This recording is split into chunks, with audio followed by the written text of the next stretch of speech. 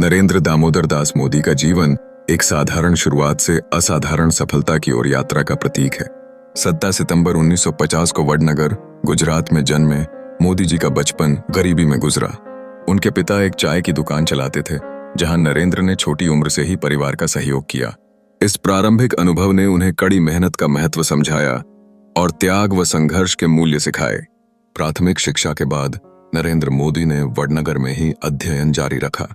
उनकी जिज्ञासा और कुछ अलग करने की ख्वाहिश ने उन्हें राष्ट्रीय स्वयंसेवक संघ (आरएसएस) की ओर आकर्षित किया, जहां उन्होंने संगठन में सक्रियता दिखाई। राजनीति में रुचि बढ़ी और गुजरात विश्वविद्यालय से राजनीति विज्ञान में डिग्री हासिल की। यह उनकी राजनीतिक यात्रा की शुरुआत थी, जहां उन्होंने नेतृत्व का गुण विकसित किया।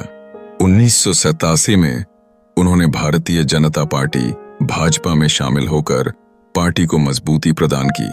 उनके संगठनात्मक कौशल ने उन्हें पार्टी के भीतर तेजी से उभारा और वे विभिन्न महत्वपूर्ण पदों पर रहे।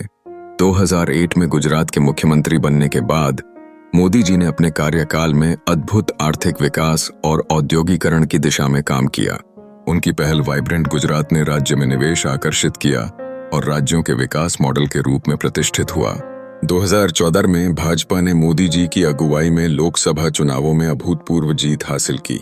उन्होंने सबका साथ सबका विकास का नारा दिया, जिसे उन्होंने अपने शासन में कई महत्वपूर्ण योजनाओं के साथ आगे बढ़ाया।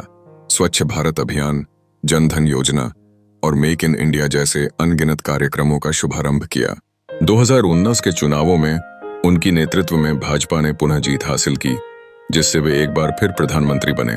धारा 370 का निरस्तीकरण, 3 तलाक कानून और राम मंदिर निर्माण जैसे ऐतिहासिक निर्णय उनके द्वितीय कार्यकाल के प्रमुख साक्ष्य हैं।